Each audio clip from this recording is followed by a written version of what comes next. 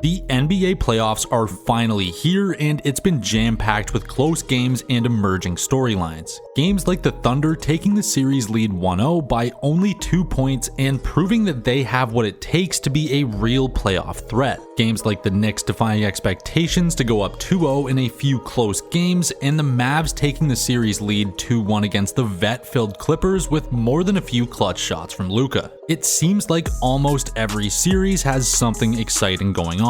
Though it's still pretty early, we have 6 key takeaways from these playoffs that can help you better understand how the playoffs are going to go. Getting right into it, takeaway number 1 is that there is an era shift underway right now. In a number of first round series, we're seeing teams with younger cores or a younger star face off and actually compete with older and more experienced teams. Take the Mavericks led by a younger superstar in Luka Doncic against the far older and more experienced LA Clippers. Despite this Clippers team looking like half of the 2017 All-Star lineup with players like Kawhi, Westbrook, Harden, and PG, most of them have aged a bit and are no longer at that top All-Star level. As a result, this is really anyone's series. The Mavs lead 2-1 currently, but we could really see this series going either way. One thing is for certain though, some of these guys we've been seeing play in the NBA at a top level for years on the Clippers and all around the NBA are slowly being replaced by their younger counterparts in deep playoff runs. The era of LeBron, Curry, and Durant is slowly but surely coming to an end.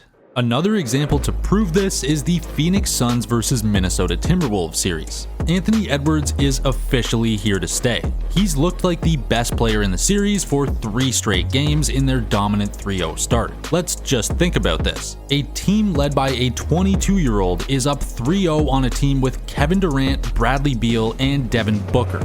To make things worse for the vets, Ant-Man has been trash-talking these vets relentlessly for 3 games, which really should have activated them by now if they still consider themselves great at the game. So far though, Anthony Edwards has been legitimately verbally bullying Kevin Durant like it's out on the schoolyard, and he's actually been backing it up with play. We don't have another Dylan Brooks over here. If that's not a sign of an era shift, I don't know what is. We're also seeing longtime playoff contender Joel Embiid and his Sixers struggle, LeBron's Lakers unable to catch a break, and Steph Curry's Warriors didn't even make it past play-ins. Get ready to see a lot more of Luka, Ant-Man, Shea, and other big faces of the new generation as opposed to people like KD, Steph, or even Giannis. Speaking of people aging out of the NBA, this brings me to takeaway number 2. There are a number of teams that are probably finished if they don't at least get some success in this year's playoffs. The first team that comes to mind is obviously the LA Lakers. With LeBron aging out of superstardom, the Lakers really only have AD going forward, and a mishmashed mess of talented scorers who can't seem to play together.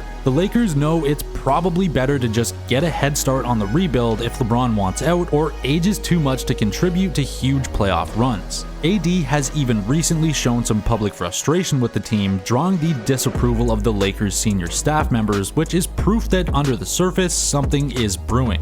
This team just wasn't built to last past LeBron, and we're going to see that unfold very soon. Expect a big roster explosion. Even if LeBron wants to stay, we could see an entirely new team around him next year. Another team that will probably blow up is the 76ers. They've had so many chances to go big over the years, but have failed every single time. Embiid doesn't even look happy anymore, to be honest, and it just really seems like this team is a powder keg waiting to blow. Embiid demanding a trade if he gets hungry enough to chase a ring seems like the most likely thing to happen if this team can't make it past the first round this year. A few other teams to watch if they fail will be the Bucks, who might want to get one more championship out of Giannis while there's still time, and the Cavs, who need a big run to prove that this team with Donovan Mitchell at the core can work.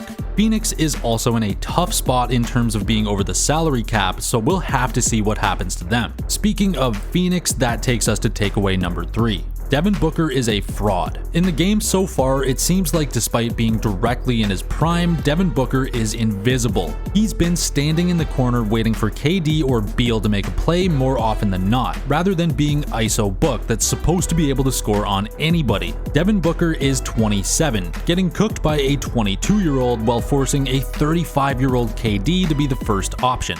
It's really just sad from a player who's supposed to be one of the best scorers in the NBA. We need a huge run out of Booker here to prove us wrong, or we fear that Booker won't ever get a shot like this to prove that he belongs in the conversation of elite players again. Speaking of frauds, Julius Randle's absence from the New York Knicks seems to be a lot less of a problem than many people thought when it was first announced that he was going to be out for the remainder of the season. The Knicks looked really good to close out their year, winning all 5 of their final games and finding their way as the second seed in the East. Unfortunately for them, this meant that they were either going to face off against the former Eastern Conference finalists or the 76ers with a returning Joel Embiid who picked right back up where he left off, averaging 30, 10, and 5 in his return.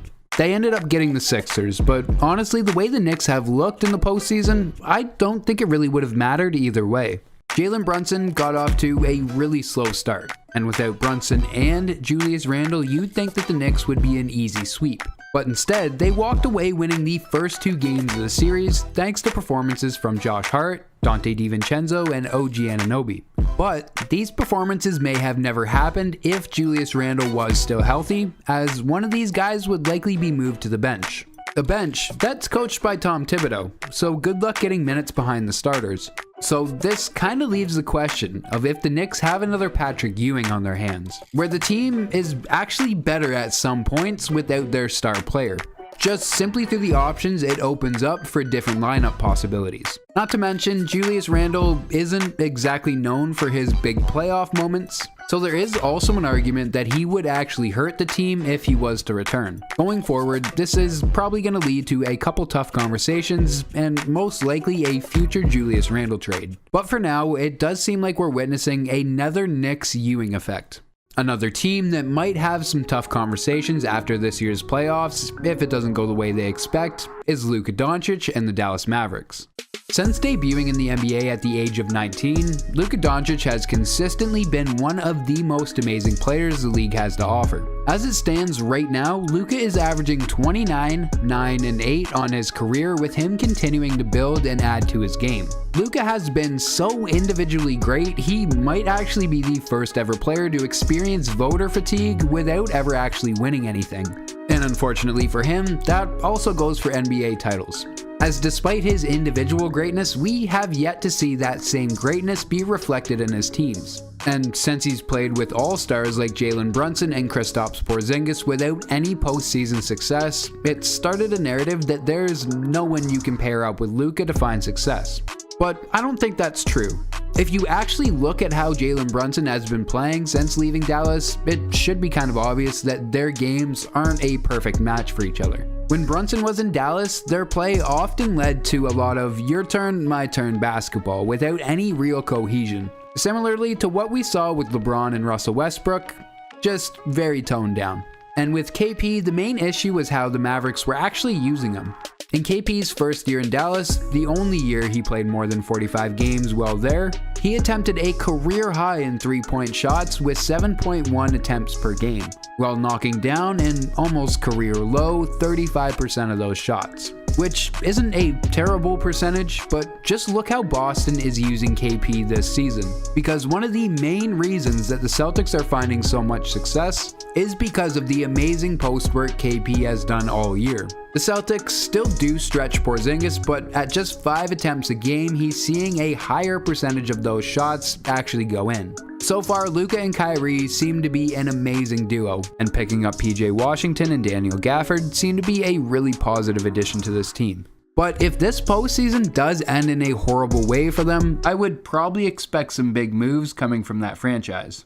And finally, the last takeaway from this year's playoffs is, holy shit, could the refs get any worse?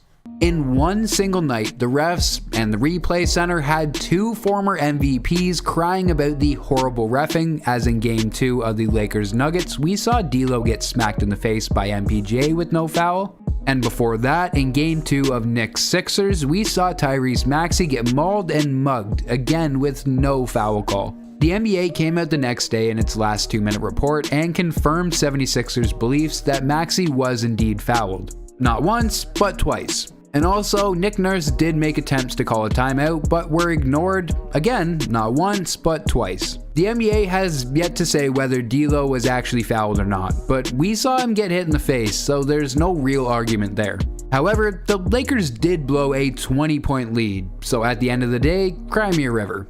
That being said, it doesn't change the fact that there needs to be more consistency in the league's reffing. There has been so many videos of NBA refs acting like their parlay was just broken this season for something not to be done about it. The NBA fines players if they act out in an attempt to dissuade players from making those mistakes, ultimately in the name of trying to put out the best product possible. Well, following that same logic, shouldn't referees also be fined or penalized for making mistakes that ultimately hurt the overall product that is the NBA? We've said it before on this channel, but realistically, there is no reason we should know the names of any of these NBA refs, let alone also be pretty much guaranteed to know if Scott Foster is reffing an NBA game, Chris Paul won't be winning that game. If you watched all of the games on the first day of the playoffs, you most likely heard the same scripted speech giving praise to each ref and letting us know their names and years spent reffing in the NBA, 4 different times. Which brings me back to my point. If the league had any level of consistency in their refereeing, we shouldn't need to hear that speech letting us know their collective amount of experience, or even their names. Because, as referees, they should have absolutely zero impact on the game outside of making sure that the rules aren't broken. And if they do impact the game outside of that scope, they should be fined and penalized in the same fashion an NBA player would be fined for impacting the league outside of the game being played on the court. There are many takeaways from this year's playoffs, like the fact that the distance between Coach Eric Spoelstra and any other coach might be wider than an actual ocean, but the ones that we've talked about are the ones that stand out the most to us. As the postseason continues, I'm sure we'll start to see more because one thing is for sure, we're in for a great NBA playoffs. If you made it this far, give the video a like. While you're down there, you might as well just subscribe and let us know in the comments if you have any takeaways so far from this year's playoffs. And as for that, we'll see you next week for the upload.